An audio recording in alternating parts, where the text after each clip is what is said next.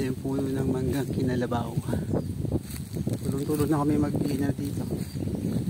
Dilinis namin yung nag-smodra. Ayun naman si Papa.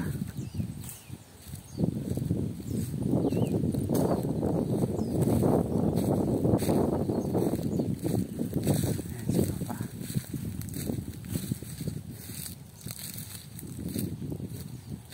Ano?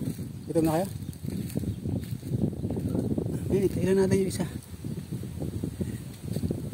So dito kami magdadala ng mga daming pananim. So ito yung pinaka-boundary ng lupa. So napakadami ng puno ng manggang Kinalabaw. Laki. So malawak to, hanggang dun pa. May kawayan natin. Mga puno siya ng Kinalabaw. Matatamis yan.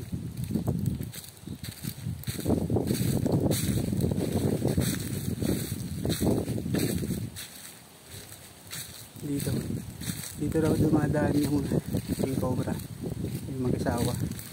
So ingat-ingat na lang kami dito.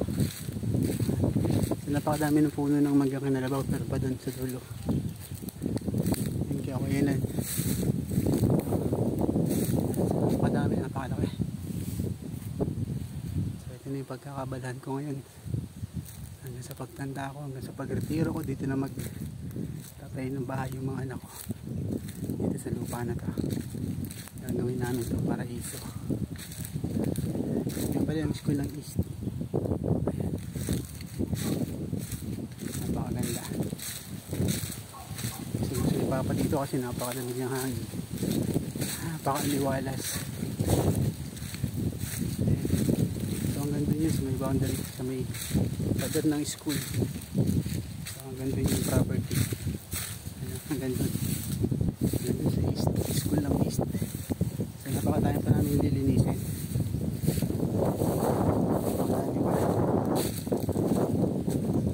So dito kami magtatayo ng dampa dito sa part na to. Tulog na lang kami.